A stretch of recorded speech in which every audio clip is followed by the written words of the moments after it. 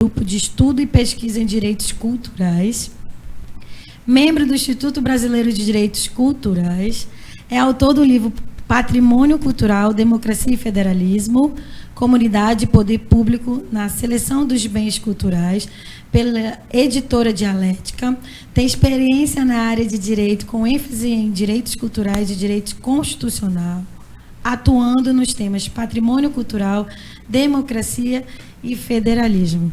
É um enorme prazer recebê-lo pelo imenso currículo, pela vasta experiência e, principalmente, de antemão, eu quero agradecer a indicação do Dr. Glauco, que é um querido. Sim, Glauco é assim, um grande amigo, pessoa parceira. Eu que tenho só que agradecer muito o convite, né?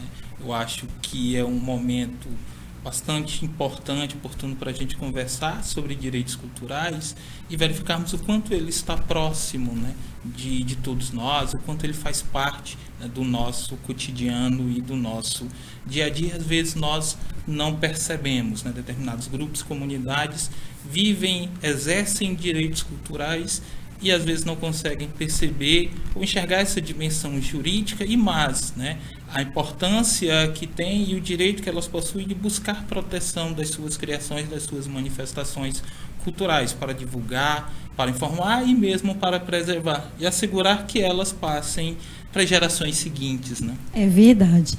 Então, a pergunta que hoje eu sou o povo, tá? Esquece que eu sou advogada. Assim, doutor, o que são direitos culturais? Isso é... Vamos começar assim, né? Vamos começar pelo começo. Pelo começo, né? Pelo ponto inicial. Quando nós falamos, né, de direitos culturais, e para entendermos os direitos culturais, a primeira perspectiva que nós temos que olhar e tentar analisar é uma relação que existe entre direito e entre cultura.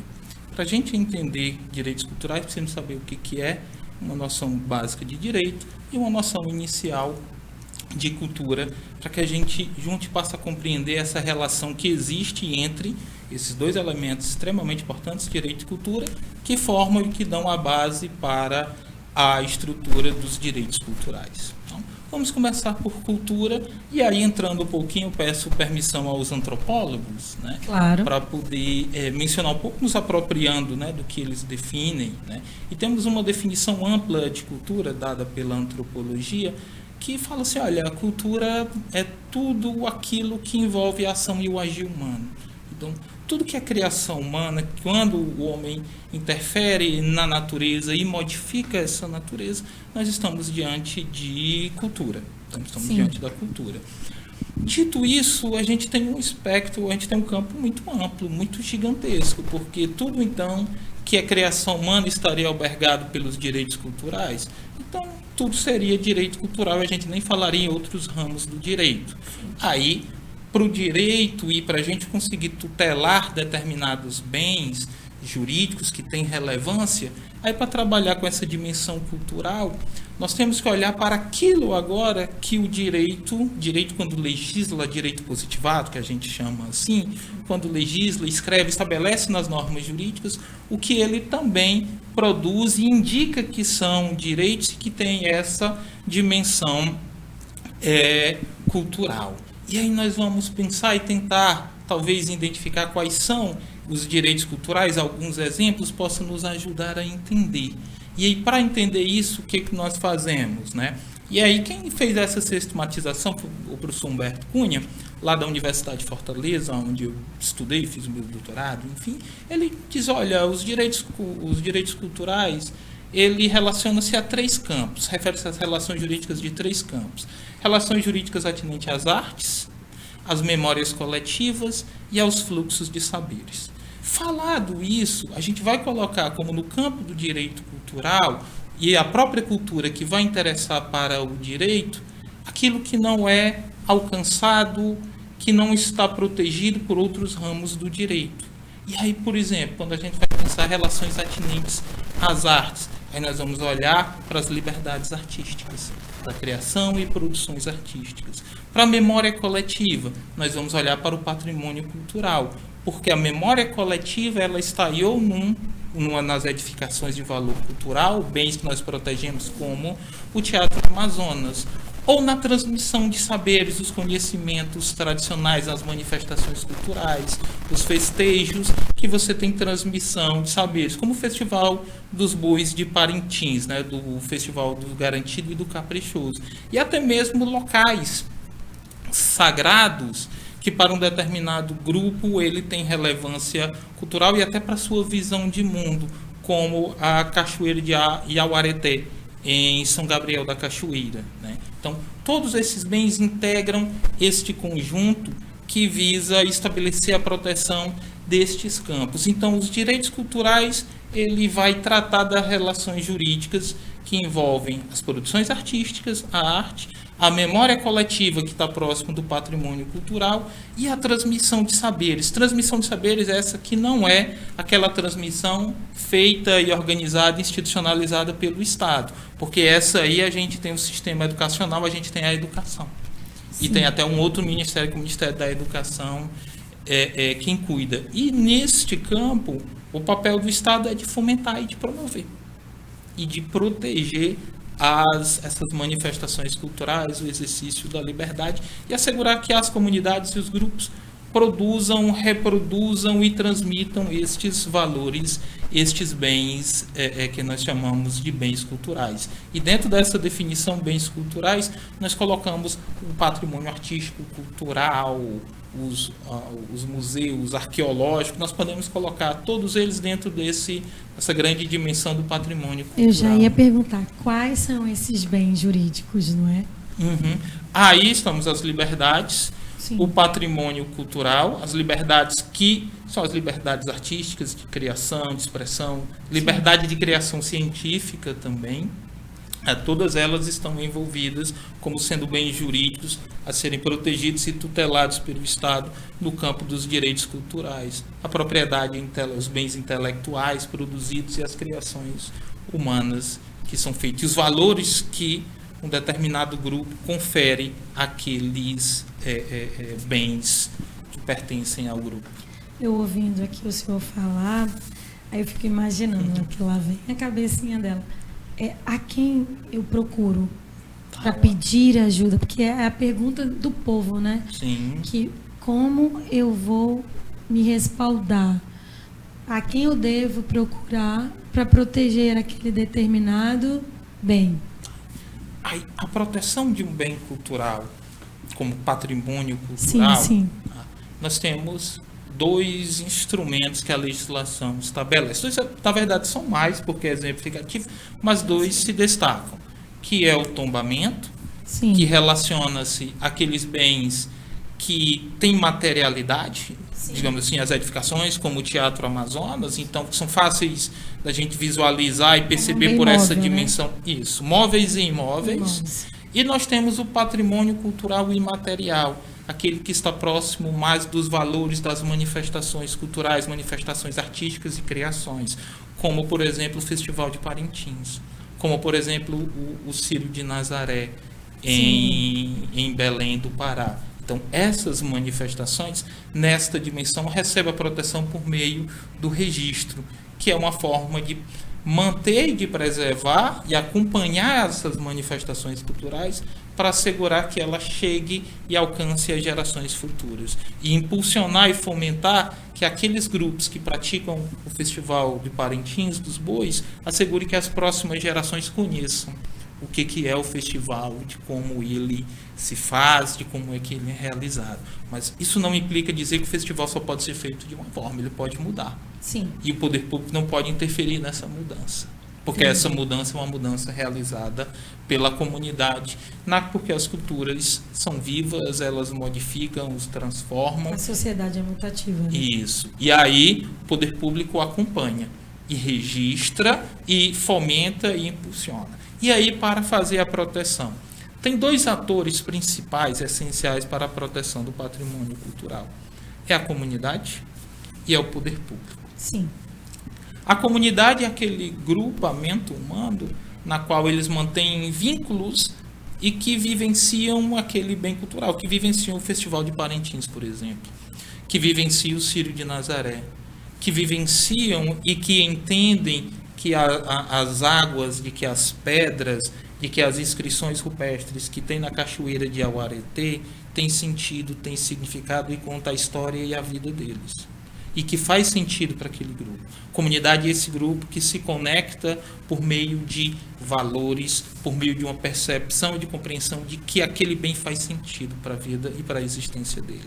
Que aquela manifestação cultural faz parte da vida deles e gera entre este grupo um sistema, um processo de sociabilidade, que as pessoas conversam e se interagem, transferem conhecimentos, saberes e valores a partir daquele local sagrado. A partir do Festival do Parintins, a galera é ótima, é excepcional ali, né? Que é um elemento importante, e é um processo de quê? De sociabilidade, de interação, né? E até na rivalidade dos bois você tem esses processos de interação que os grupos se identificam, vivenciam. Então, a comunidade é quem é encarregada de proteger junto com o poder público. É uma atuação colaborativa.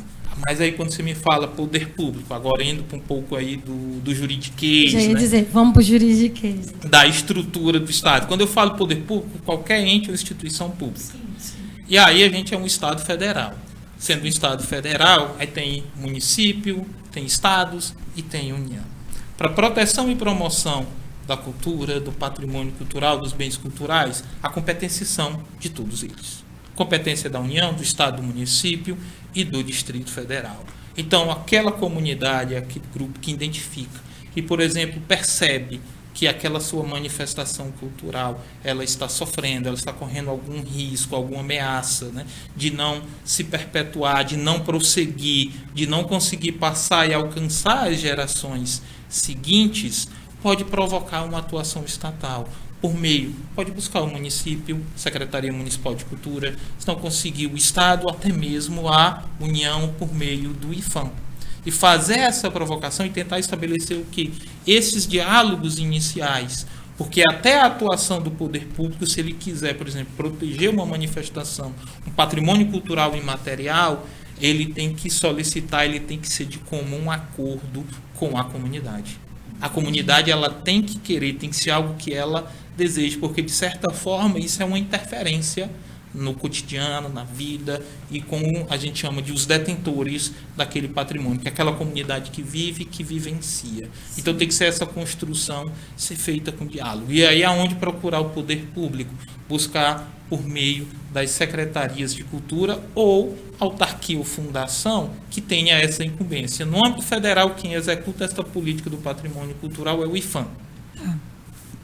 E aí eu fico, assim, me perguntando, a gente colocou na pauta, e a advocacia, nesse ramo, como proceder, não é, doutor? Porque ela é pouco explorada. Sim. Eu estou tentando puxar na memória, tenho 15 anos de advocacia, não precisa a gente repetir de novo. Eu estou puxando na memória, eu não lembro, não recordo de amigos que atuam somente nessa área. Não temos, mas nós temos um campo extremamente profícuo, principalmente agora. Sim. Não olhando para a questão da dimensão do patrimônio cultural, sim. mas olhando para as políticas de fomento à Sim. cultura, que aí com as leis Aldir Blanc, com a lei Paulo Gustavo, claro, nós temos aí um conjunto de recursos que estão sendo encaminhados para os estados e para o município, a fim de que sejam fomentadas práticas, ações, providências culturais pelos grupos, né, que façam manifestações culturais, apresentações artísticas e apresentem produtos culturais para poder fomentar espaços culturais para ser revitalizado, ser reestruturado, enfim, construir essa estrutura. E para viabilizar isso, é a atuação do advogado que conheça essa legislação, que conheça essa dimensão cultural, dos direitos culturais do patrimônio na parte de fomento, é extremamente importante. Infelizmente, né, não temos, mas não serve de alento, mas é uma dimensão que também não é explorada em outros estados, não só aqui. Não é só aqui no estado do Amazonas. Infelizmente, não. Nós temos grupos de colegas que atuam e que trabalham, que a gente tem conhecimento, mas nós somos um grupo que atua no campo dos direitos culturais, ainda na dimensão deste país, ainda na dimensão da importância dos direitos culturais, ainda num campo reduzido de especialistas Sim. que atuam nessa área e neste campo. A minha atuação é na parte acadêmica, de estudo de pesquisa e de desenvolvimento, essa parte de pesquisa. Mas no ramo da advocacia, este é um campo extremamente aí profícuo, né, para poder dar essas orientações aos grupos, para auxiliar, né, o que a gente está chamando agora de fazedores de cultura, que são os produtores culturais, aqueles que desenvolvem, que executam, que têm instituições, né, sem fins lucrativos e que promovem auxiliá-los juridicamente na construção dos seus projetos. E mais ainda, um pouco mais adiante, orientar nessa organização para a prestação de contas. Porque esses recursos têm prestação de contas junto aos tribunais de contas. Sim. E também é preciso uma atuação junto aos tribunais de contas, precisamos de uma advocacia especializada nesta área, por exemplo, para atuar junto aos tribunais de contas nas prestações de contas que são feitas pelos gestores culturais, pelas associações que recebem esses recursos e que vão executar os projetos que foram com que eles foram contemplados. E também para discutir, olha, recente, nós tivemos aqui uma série de medidas que foram adotadas pelo Ministério Público questionando prefeituras de interior que contratavam shows de artistas. Sim. A gente precisa também fazer essa discussão, ter uma dimensão do que é possível. A gente não tem regras claras na parte da inexigibilidade jurídica, que deixa um campo muito aberto. Muito vago, né? Muito vago. Mas nós também não podemos olhar e dizer que os direitos culturais, que o acesso às manifestações culturais, às produções artísticas, o acesso a exposições, à arte, a shows, né, que isso é a dimensão cultural, tem entretenimento, mas tem a dimensão cultural, a gente não pode relegar este acesso, este direito, a um segundo plano, a um terceiro plano. Eu escrevi até um texto sobre isso, dizendo, olha, os direitos culturais não são direitos de segunda importância. Eles estão juntos, são direitos econômicos, sociais e culturais. Não asseguro direitos econômicos nem direitos sociais sem assegurar os direitos culturais. Eles são juntos, eles têm mesmo grau e mesmo nível de importância. Então, não é possível pensar que eu posso relegar para um segundo plano toda a vida. O município só vai fazer manifestações culturais, a prefeitura só vai investir em atividades culturais se estiver tudo ok na área social. Então, nós nunca vamos ter cultura em alguns municípios. Como assim? Não faz sentido. É uma exclusão que coloca para segundo plano um direito que é fundamental, assim como os outros. Temos excessos, temos equívocos, temos exageros em municípios, em prefeituras, sim. Mas a gente precisa discutir. E a gente discute isso provocando as instâncias, tribunais de conta, poder judiciário, se a gente tem uma advocacia que entende essa dimensão e que busca essas questões e que litiga com essas questões. Aí nós podemos estimular a mudança de entendimento nesses órgãos estatais. Chamar, olha, não é assim, vamos discutir melhor esta questão. Sim. E também ajuda a construir uma jurisprudência, um entendimento jurídico de limites, para não ficar tão amplo e tão aberto como atualmente está. Né? Para usar de parâmetro, né? Sim, para servir de parâmetro, exatamente. É importante. Eu estou vendo aqui o horário. Como passa rápido, né, doutor?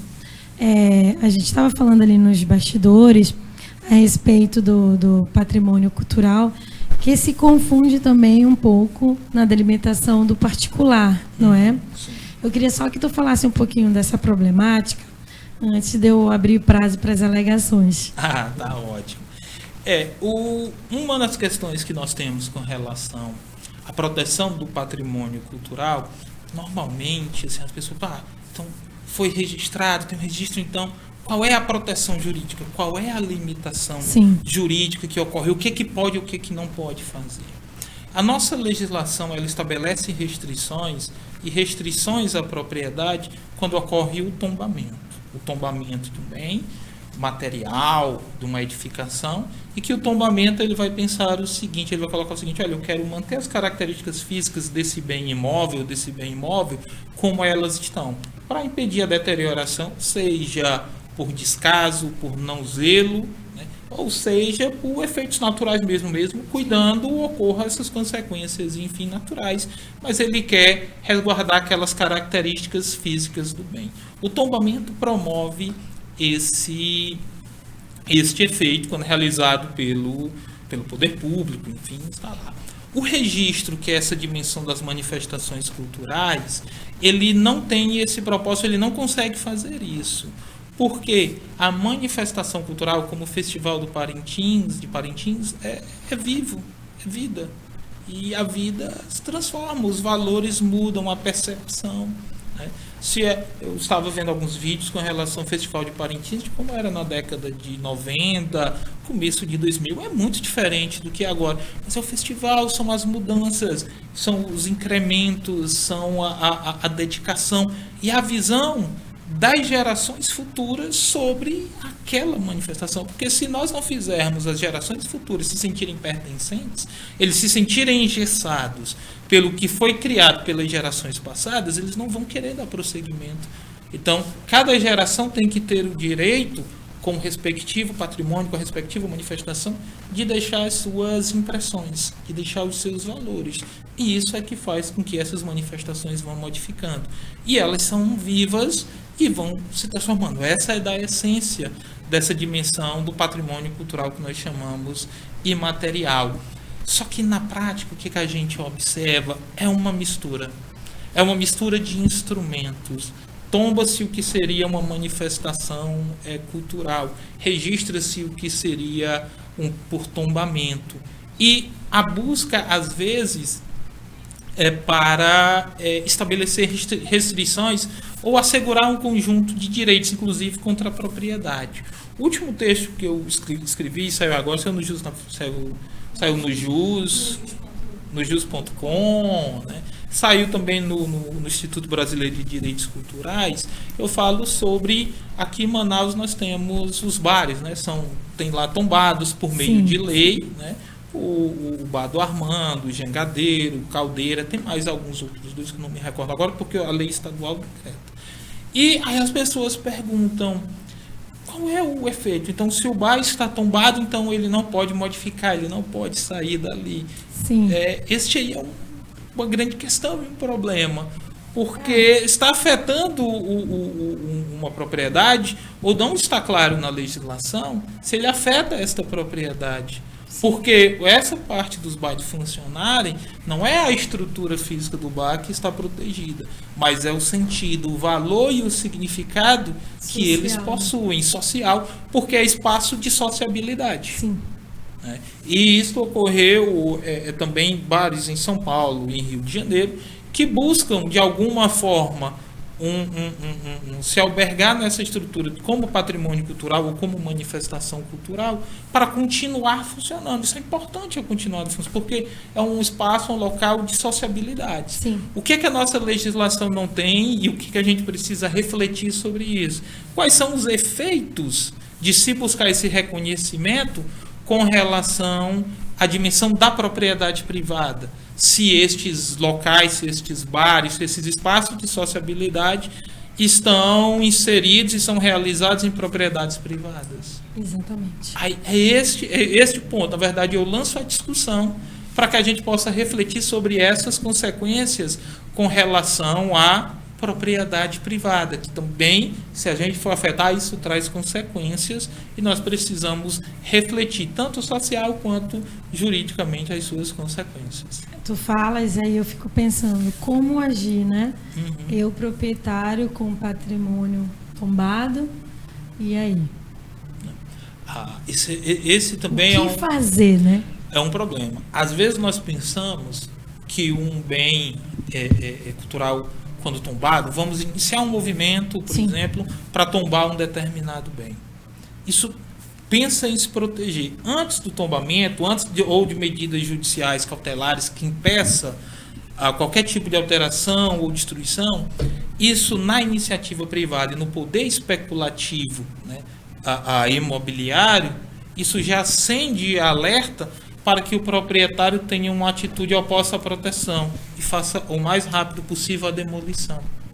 Então, às vezes nós temos efeitos negativos, mas claro que a culpa não é do tombamento, claro que a culpa não. A responsabilidade é do proprietário, enfim, Sim. mas que ele age e que ele atua como uma forma de reagir a essa pretensão, vendo o tombamento como algo negativo e ruim.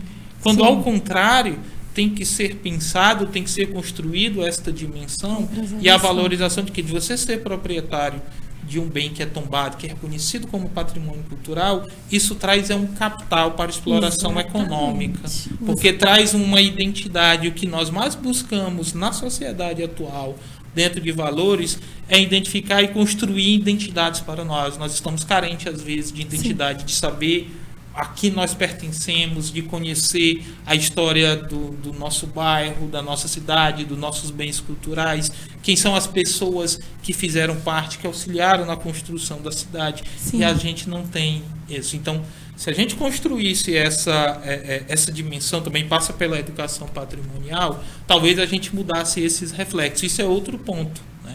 Para a gente refletir e discutir sobre a efetividade desses instrumentos de proteção, porque Sim. nós temos que criticá-los também, eles têm pontos positivos, mas aonde ele falha, aonde falta esse diálogo do Estado, do poder público com a comunidade. Sim, porque é uma forma de valorizar, mas a contrapartida, tudo tem seu pós e o contra, digamos, Sim. de passagem dessa forma, mas a sociedade está carente dessa informação e a advocacia também. Sim. Né? Nós precisamos de advogados especialistas neste assunto. Eu falo em âmbito do país, doutor, Sim. porque eu tenho várias pessoas que chegam e perguntam: doutora, a senhora atua nessa área em relação, principalmente projetos que tem situações de projetos, e aí procuram uma advocacia mais especializada, porque vai acabar nesse assunto. Eu quero abrir o prazo para as alegações finais, que a gente já até ultrapassou Ultrapassamos o tempo? Ultrapassamos o tempo, assim, porque quando o assunto é bom, né, e importante, que a gente nem sente. Eu gostaria que tu falasse, eu vou abrir o prazo para que tu pode falar o que tu achares pertinente, para que a gente possa encerrar o programa. Tá ótimo, então bom. A fala final é agradecer bastante o convite para poder estar aqui. Eu adoro falar sobre direitos culturais, sobre patrimônio cultural, acho que é a coisa que eu mais gosto de conversar, de falar e de discutir.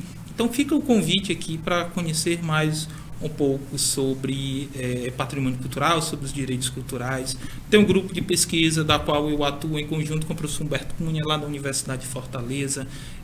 Temos o site sobre patrimônio cultural, www.direitosculturais.com.br, então podem consultar o site, tem lá várias informações sobre o nosso grupo de pesquisa, sobre as atividades, sobre livros, sobre publicações, e sobre livros aí, está já no prelo, já está pronto um livro que eu vou lançar juntamente com o Humberto Cunha. Né? Quando lançar, vem aqui. Sim, vamos vir aqui. E este livro, ele tem um ponto, assim, uma característica bem interessante, é que ele trata sobre o título do livro, né? É disso que o povo gosta. Sim. O patrimônio cultural no cotidiano da comunidade. E aí nós vamos falar sobre os locais, a maior proximidade que o patrimônio cultural está do nosso dia, do nosso cotidiano. Ele faz parte do nosso dia a dia. E nós precisamos enxergar, cuidar, preservar e manter e construir laços afetivos com os espaços, com as pessoas, com as manifestações culturais, com os bens.